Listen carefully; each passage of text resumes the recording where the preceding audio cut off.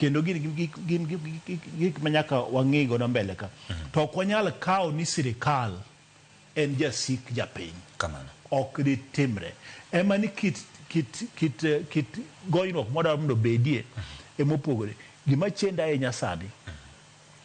en onge mar tije nok mar tije maonge nok mar tije Emmanuel oken mana Kenya kanie kende kata koro kaka Royal Media kata mana Ramogi TV an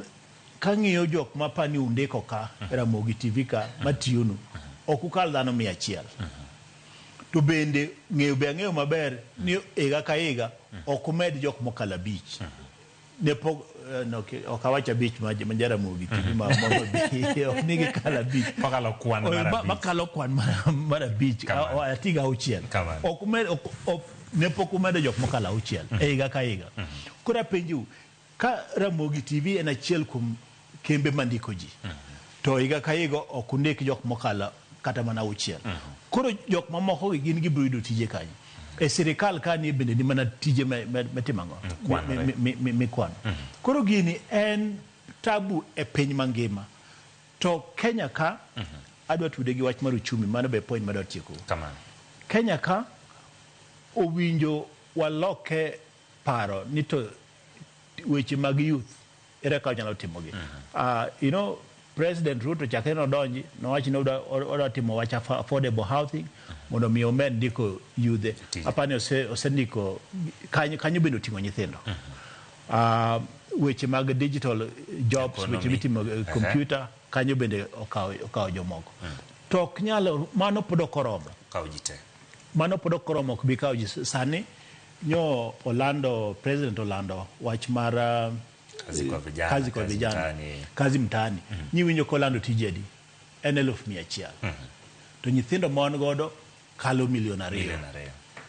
koro ma chuno ni nyaka wambende wamed bedo gi paro mar ng'iyo to ere kaka wanyalo konyo vijendegi nikech kapod biro dhi mbele kama tich ema ji dwaro ng'ama nigi tije ok bi dhi e ndara ng'ama nigi wande moro ok bi dhi e ndara koro nyaka wabed gi gimiluongo ni youth Marshall Plan kaka piny kendo ang'e ni ng'ama nyalo timo mano en mana President Ruto ni osetemo weche mag affordable housing osetemo weche mag digital mago bende kawo ji kata kazi kwa vijana bende sani nitiere iyudo kamano ok kawo kata mana 1,000,000 temo to temo ndi to parie ni ka wadhi mandamano kawuono ni bilion 2 gi nus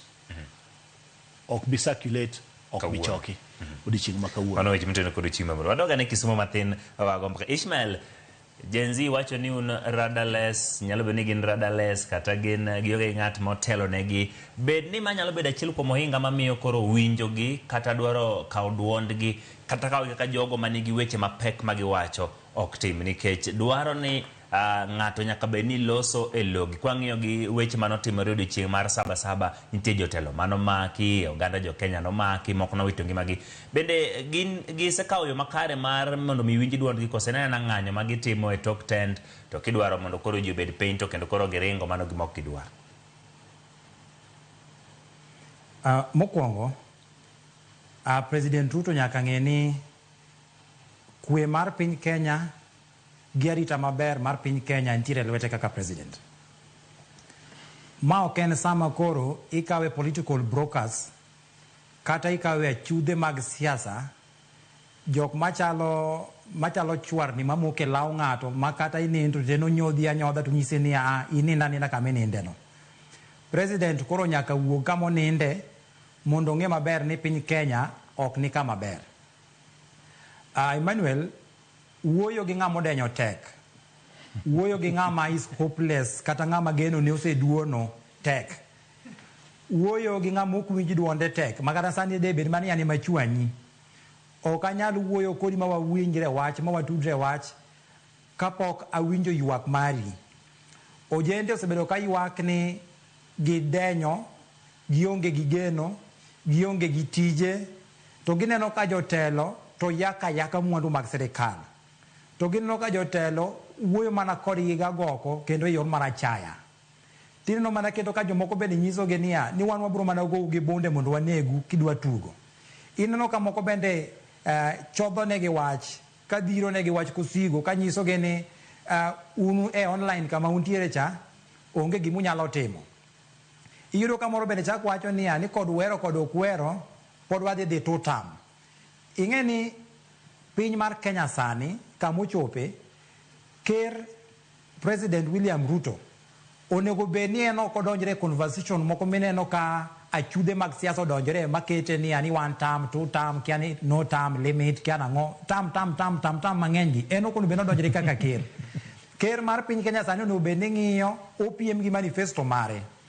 Kane o promise kata kane osingo jo Kenya ni obro create 10,000 jobs, kata tije mag nafas 10,000 kata 5,000, onego bed ni openjore ni sani endi asechopo 10,000. To onego bed ni ochako ng'iyo ni to kane owacho ni obro gero ndara, osegero ndara kilomita adi, mano gima onego bed ni opiem go. Tineno ka koro achude mag siasa kande oseywaye i chuodhone. Koro joka chalo joma ng'ong'one ni donge ineno ka koro locho tami. Mondo President Ruto owuog ojende matindo, nyaka koro tim gi winjo ka laktar ne lero kanyendo ni mondo ochak wuoyo gi jogiki kochakore e kor gwenge. Ojende mane ndara gi, kata ka bed mana ni gin gi presence margi e mbui, giwuok e gwengewa, gin nyimenewa, gin owetewa,